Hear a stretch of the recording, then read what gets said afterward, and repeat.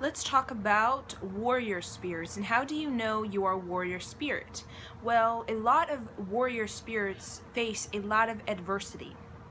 It comes with the territory with being a warrior spirit because of the fact a lot of warrior spirits, they tend to be innovators, and they birth new ways of thinking, and that's why they face adversity, because they are very much about pioneering. It's like they're pioneering or weed whacking through the deep jungle in order to make a path for the people following the individual. So they're very much always in the front. They're like in the front line, if we're going to talk about, like in the military. They're always individuals that are in the front line, like weed whacking through the jungle, making a path for the individuals that are following. In school, for example, in the school system, they tend to be the individuals that are always asking questions, but always challenging the teachers. For example, warrior spirits in a philosophy class would be questioning a lot of the philosophers and their ways of thinking, and more importantly, questioning if those thinking is irrelevant to what's going in our present day. Warrior spirits that can be very stubborn because they're so passionate. They're very much the embodiment of the solar plexus and of the root chakra, because they have all this passion for their cause. They always have a cause. They always have a cause. And when warrior spirits do not have a cause, they will find a cause. But the thing about their causes is it seems to be abnormal from the traditional society causes. Because usually with warrior spirits, they tend to be outside of the majority and what the majority is fighting for. A lot of the warrior spirits tend to do a non-traditional, they tend to have like a non-traditional cause, or they have non-traditional ideas they seek to birth to this planet. That's why they face a lot of adversity, because they're literally, they get you to like look at your shit. Really, that's that's really what these warrior spirits do. They challenge people. They very much can be very uncomfortable to be around, because literally they get you to look at your shit.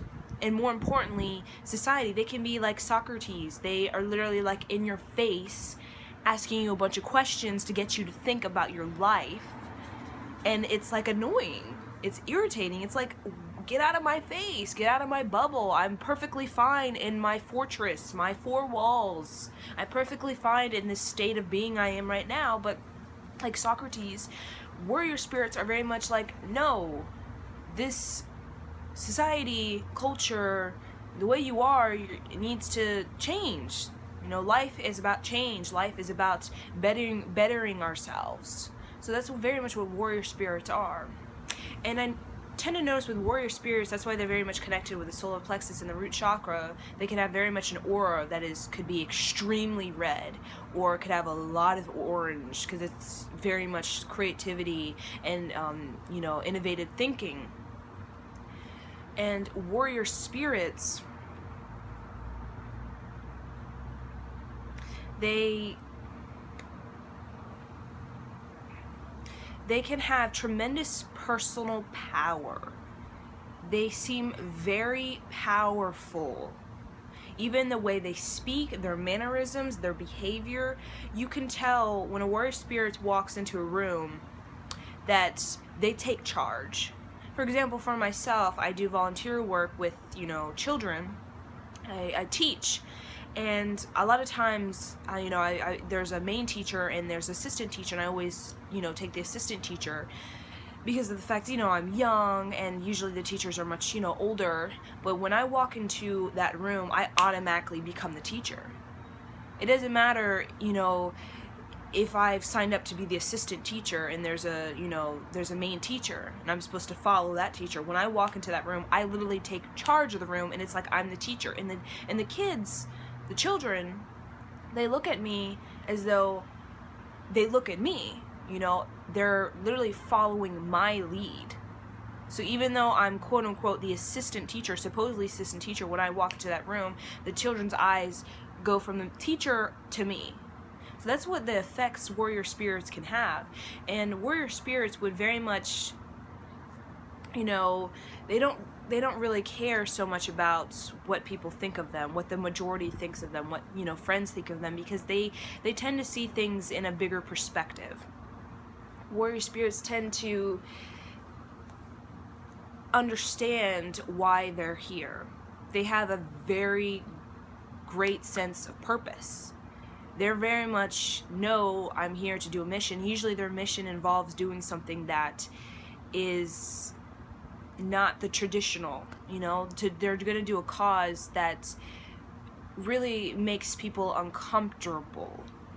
Because their cause is, again, it's sort of about waking people up. It's about bringing, new waves of thinking. And that's why they stand aside the traditional sort of causes. Because a lot of causes are like sort of piggybacking off of each other. They're very much causes that, make the government comfortable, make their society comfortable, make their culture comfortable. They're not really breaking any ideologies, these causes that, a lot of, that's why I'm saying they're piggybacking off of each other, because they're, sort of in the same sort of territory or same sort of realm that really is not shaking up the world. It's having a sort of subtle effect, but it's not really breaking down any ideologies that really need to be broken down. So that's why these warrior spirits come and they're like, nope, we're done with this sort of subtle, passive way of trying to get people to transform their culture or the ideologies or themselves. No, we are literally, we're going to shake people up the way Socrates did. And his being, he was literally, people saw him as like irritating, because when people don't want to change and they're set in their ways, they are irritated when individuals are literally forcing them to look at their shit about themselves, because people don't really want to face themselves, and they get comfortable with where they're at. And when they get comfortable, they get mad when other people try to get them out of their comfort zone, because they think they're trying to knock their fortress down, but really they're just trying to help them to progress, to be more, that they are actually capable of being more than what they are right now, and they actually can move from their fortress they're in now to actually even better fortress that's even more elaborate and elegant. So warrior spirits, just a little bit more about warrior spirits. They very much mastered they're mastering what they're very good, at, what they've mastered through their, their incarnations, is at a sense of individuality. They had this strong sense of individuality, but at the same time, they have this, like I said, they have the strong mission, and that is to help individuals establish their belonging in this world, their purpose. They're very strong and passionate about bringing individual ideas and basically bringing people together to form this cohesive whole, like helping to bring people's ideas together so it can make, like a bigger whole. Because warrior spirits, like I said, they're very much mastered individuality, and they are extremely break norms, and that's why people, underdogs can sometimes be warrior spirits, but to really, those individuals who haven't really remembered their warrior spirit can really allow their society or in the school systems, individuals to put them down, if they haven't really remembered their warrior spirit and really are connecting with their personal power, because with warrior spirits you have to have a tremendous personal power. But warrior spirits, they have already mastered that. They've already mastered the root chakra and the solar plexus about being powerful and manifesting things. They're extremely great at manifesting things because they take control of their life. They are very much, I'm responsible for every little thing that I've manifested in my life. Warrior spirits would never be a victim of their circumstances. They would never be passive. They would never, not speak up. They have an idea, they will say it. That they, if they feel a certain way, they will say it. Of course, they always say it in a very compassionate way, but they say it very in a challenging way, where it can seem like intense. It can seem very intense on the other side, because what they have to say is very important to them and very passionate to them. That on the other side, it can seem as though they're coming off very intense or overwhelming. But it's merely because they just have all this energy. They tend to be very energetic individuals. They tend to be, like, they just have this sort of fiery personality. That's warrior spirits. When I talk about the warrior having a fiery energy, being, into their personal power, those are individuals who've really stepped into that. But there are a lot of warrior spirits out there who are hiding in the shadows, hiding in the closet, afraid to come out, to, consider themselves the underdog and, are lost or scared because they haven't really stepped into that. They haven't really embraced that, because being a warrior spirit means you're going to face a lot of adversity, and some people get scared about the fact that they're going to face most likely adversity and in this world. So they rather, just not embrace their warrior spirit, but ultimately they're going to eventually. Because all warrior spirits, they have too much strength within themselves to just sit there and live a life where they're not speaking up, live a life where they're not doing their mission, which is a mission that is, about an innovative mission that's different, that makes them special in the terms of they tend to birth things that other people don't really think about, because people, those people don't think about those things because it doesn't seem relevant or doesn't seem important, because it just, it just seems that they just can't come up with those sort of ideas because they're too much rooted in the ideologies of the culture or the society. While warrior spirits, they have this mission that just, it's like comes from a higher perspective. They look at things, like I said, from a higher perspective. So when warrior spirits are not really in tune with themselves, they can, with that aspect of them, they can very much be imbalanced. They can, because when you have all this energy, naturally, when you have all this strength and power, it needs to be put into something. It needs to be productive, and when that energy is not being productive, when an individual is not having a sense of purpose or having a sense of mission, that's, like I said, that's different than the sort of mundane, purpose and mission, with the like I said about the causes that are sort of piggybacking off each other. If they're not doing something innovative, then they're just going to be imbalanced, because their energy is just literally just sitting there. And it's like, it's just not productive. It's just like, it's like wasted energy. When there's wasted energy, it's just becomes draining energy. You can even drain yourself, because when you're not using your energy in a productive manner, it's like wasteful energy, and that sort of can even drain yourself. Because that energy is there for a reason, because you were destined, or you are embodiment of this high energy, because you're meant, literally, it's meant to help you to keep moving forward. I mean, imagine the person weed whacking through the jungle. They have to have a lot of energy to do that. I mean, they can't be the weak one, they can't be the tired one, they can't be the exhausted one, they can't be the one who's passive or the one who's, scared. They have to be the one that's, has a lot of strength to sit there and weed whack for hours through the jungle while everybody else is just following. So really, with that example, they are ultimately the leaders but a lot of times warrior spirits are not necessarily leaders in terms of in government official positions, or leaders in terms of, yeah, really in terms of our government. There's a lot of warrior spirits in the film community, in other artistic communities, but really the warrior spirits are not really taking place in government officials, because you know this. Because one thing about warrior spirits that you know is that they tend to do something that literally stands aside the mainstream. You recognize it, almost it catches your eye because you're like, wow, that's different. That's a different way of thinking. That's a different idea. That's how you know that person's a warrior spirit, because they're doing something that automatically get this feeling that, wow, that's interesting. That's something different. That's getting me thinking. But no, they're not. They could be leaders in position of leadership and still have piggybacking ideas from some other person or something. That's not a warrior spirit.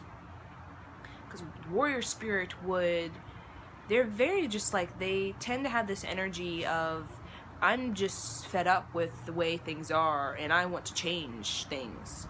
They would very much have a lifetime of a lot of change, a lot of movement. They tend to be humanitarians, activists. They tend to be, like I said, the ones who start revolutions. Very much individuals start revolutions, because ultimately they're doing it to just shake people up, because they do not like subtle approaches, because they see subtle approaches as passive approaches, and they do not like passive approaches, because one thing about warrior spirits is they don't like people who are not true to their integrity and to their authenticity. They will not hang around those type of people. That's why a lot of warrior spirits, they can, naturally manifest a lot of successful individuals in their life. People who have a lot of success or recognition or abundance. They tend to manifest those people because those are the only people they're really compatible with. They're really only compatible with truly successful individuals, because when you think about successful individuals like Will Smith or something like that, those people have strong manifestation power. And when you think of strong manifestation power, you think of someone who has really big personal power, really established personal power, who are in control of their life. Successful people are in control of their life. A lot of successful people can be warrior spirits, but a lot of people in leadership, in government particularly, are not warrior spirits. So warrior spirits would not be hanging around, the typical people, the typical people who just have the 9-to-5 job, go home and feed the kids, because they don't want that life for themselves. Because they want a life of movement and of change and of like a humanitarian. They're very much connected to being a humanitarian or an activist. Like, for example, Brian Weiss is very much a warrior spirit, and he was, if you guys look him up, he's the individual responsible for, I believe, the documentary about the cove, the dolphins, the dolphin treatment that's happening in Japan, the slaughtering of dolphins for product, really, and profit. And he's faced a lot of adversity that almost got himself killed, all because he had this cause, this non-traditional cause that got Japan and people in America and in the world in general to wake up, look what's going on.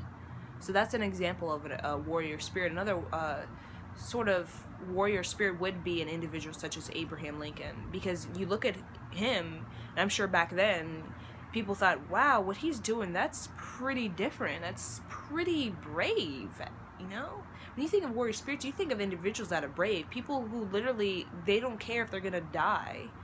They have this such fearless, like, they don't care if they're gonna die.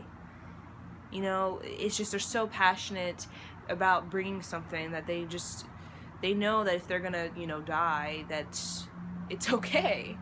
That's why, another thing they've really mastered is fear. It's fear of death in particular. They've mastered that in their incarnations, because a lot of times they have died for a cause, especially in the past with our world, planet Earth, because they basically have been laid out foundations for the society in which we have today. The warrior spirits did. And the thing about these warrior spirits is a lot of these people are wanting to be in government positions, but a lot of times they are not in government officials because of the fact society just deems them as unfit, because their ideas overwhelm them. Their ideas make them uncomfortable because the change in which they want to bring is not the normal change. It's not piggybacking off of somebody else's idea.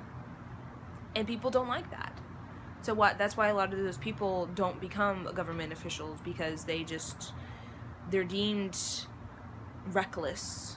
Like they're going to wreck our country apart. But really, they're going to sort of, wreck the country apart, but really to shape it into something else, you know? In order to really make something new, sometimes you have to, sort of tear it apart. And I feel like there's one historical figure who really talked about that. It has to do with reform. It's going to bother me that I don't know the person's name, but I do feel like it was a president who was all about reform and had this idea that in order for reform to really happen, the country or things need to sort of fall apart first. And if you guys know that person, I would love for you to sort of post his name in the comment section, because that's just gonna bother me.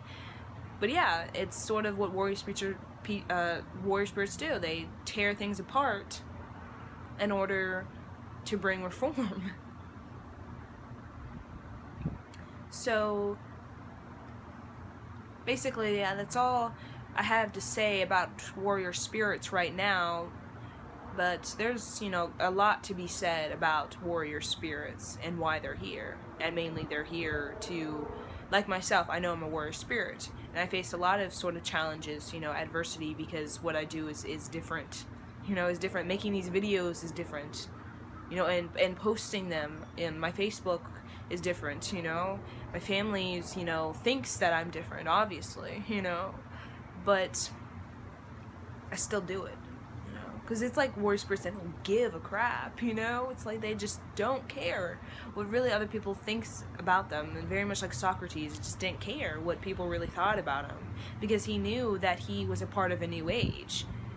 And warrior spirits are a part of a new age. It's like they tend to be like futuristic. The way they are, it's like it doesn't fit in, because it's like they're in some sort of futuristic paradigm.